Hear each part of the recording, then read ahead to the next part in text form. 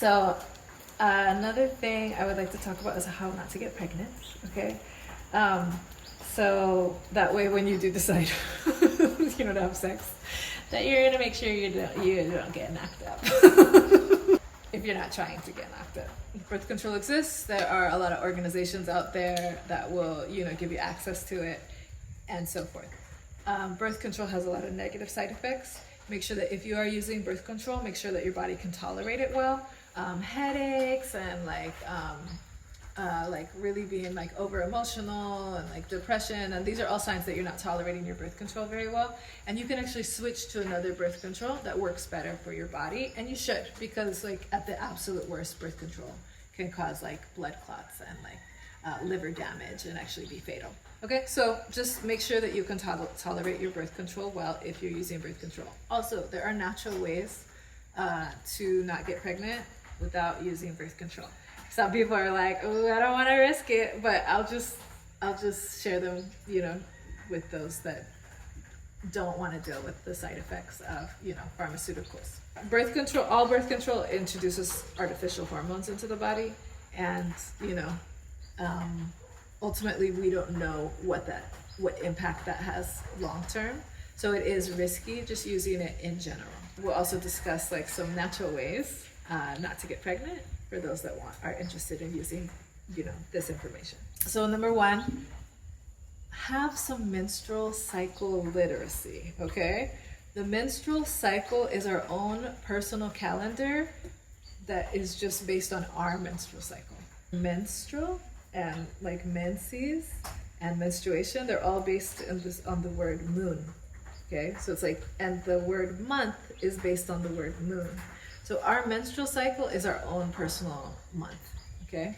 It's pretty interesting, but like women, like we're the moon. Like, I don't know why, but like the moon is like our timekeeper, you know? So anyway, so we have our own personal menstrual cycle. My menstrual cycle, day one of my menstrual cycle, the first of my menstrual cycle month is day one of my period, okay? So day one of my period is day one of my cycle, okay? The second day of my cycle is day two of my period, right? And so on. So my period only lasts like 3 or 4 days, right? So now on the 5th day, you know, from when I started my period, we're still on a menstrual cycle. The menstrual cycle isn't just the period just is the beginning of the menstrual cycle. So like 5 days after I start my period, I'm on menstrual cycle day 5. So it's just like a month, you know, I'm on the 5th day of my personal menstrual cycle. Okay, so once you know this, now let me tell you what day you can get pregnant. Do you guys know? Is it like around 13, 14, 15-ish? Yes. Yeah. Good job. About 2 weeks after you after day one of your period, there's an egg that is released, okay? And that egg, if it's fertilized by sperm, can result in a pregnancy, okay? This is called ovulation, this release of the egg. It only happens 1 day out of the menstrual cycle. So you may have heard people say, oh, you can only get pregnant 1 day out of the menstrual cycle. That's true. It's during that ovulation time period. But I'm going to give you guys a little bit more, just to make sure nobody gets pregnant accidentally. We usually consider that there's a fertile window. Okay, so I'll tell you guys, like, you know, about that. Depending on how long your menstrual cycle is that month, the ovulation is going to be on day 14, 15, or 16. So these are the days that the person will ovulate. The ovulation lasts for 24 hours. So if you start ovulating on day 14, you're ovulating also on, you know, through day 15. If you start ovulating on day 15 through day 16. Now, one thing to be aware of, this works when somebody has a healthy menstrual cycle. But there are all kinds of variations, and there are all kinds of imbalanced menstrual cycles. But remember how we talked about the menstrual health guidelines? Following those guidelines helps to make sure that somebody does have a 28 to 30 day menstrual cycle and that they're ovulating 2 weeks after the beginning of their period. Taking care of your period isn't just like so that you're not sick. It's so that you have like this regularity and you can actually use natural birth control. Okay, how not to get pregnant. Okay, So you have to know your menstrual cycle, and you have to be literate in your own menstrual cycle, okay? It should be 28 to 30 days. If it's not, if it's shorter, if your menstrual cycle is like if you're getting your period every 3 weeks or every 2 weeks, your cycle is short, okay? If you're getting your period every 6 weeks or 7 weeks or every 2 or 3 months, okay, you have a long cycle, okay? And if this is the case, you cannot use this information, okay? Not to get pregnant. We don't know when you're ovulating, and we don't know if you're ovulating, okay? And there are other ways to figure that out, but this is for somebody who has a 28 to 30 day cycle. Now, so you're like, okay, well, my cycle's short, but I want to have this and I want to use this. Okay, there's ways to do that. So you can always go to, like, for example, I train steam therapists. Steam therapists, we do a menstrual cycle analysis, and we give you herbs and steaming in order to get you this standard healthy cycle that's 28 to 30 days long, okay? Proper period care, those menstrual health care guidelines, you want your period to be beginning and ending on fresh red blood and not have those clots and cramps and brown blood, okay? Because now you're not interrupting your hormones. Your uterus is like peak, like optimal health, so that it can, like be healthy. There's actually a lot of information that you get from knowing your menstrual cycle. Like, I just want you guys to know, like, how not to get pregnant, okay? But menstrual cycle literacy is just like really cool, because you just are able to learn a lot about yourself and really be able to predict what moods you're in and plan out your life better, okay? So I consider a standard healthy cycle to be a menstrual cycle that is 28 to 30 days long.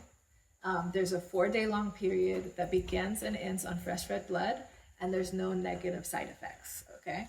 So that's a healthy menstrual cycle. You will be ovulating on day 14, 15, and 16, okay?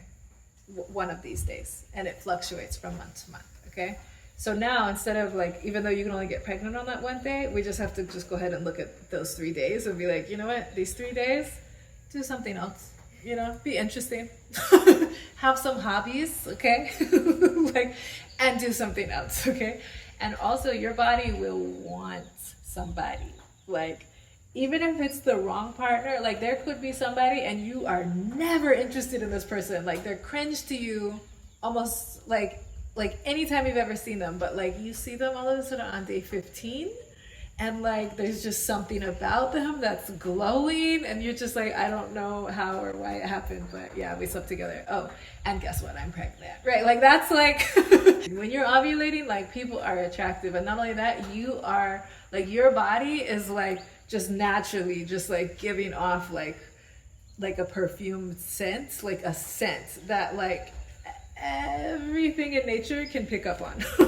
This is another reason why it's important to know your calendar, okay? Like know your menstrual cycle and have literacy so that you're just aware of that time. Like you be glowing, skin popping, you know what I mean? Like it's just like a very, like, and there's a reason for it. I mean, the body's like giving off certain hormones that make you in particular look more feminine during that time.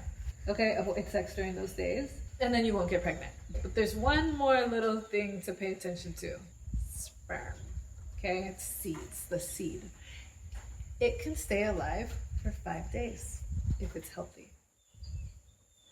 So, you could have had sex 5 days before you ovulate, and that sperm still be alive. Now, I don't know how true this is, but this is like what, at least for like the healthiest sperm, it's believed that it could stay alive for 5 days. So now we have to go back. Okay, if you're ovulating on day 14 and you were inseminated or there was some semen up there, you kind of have to subtract 5. You're going back to day 9. Okay, so you want to avoid having sex on day 9 until you're finished ovulating. Okay, now I assume that you're finished ovulating on day 17, but I wait until day 18 just to be careful.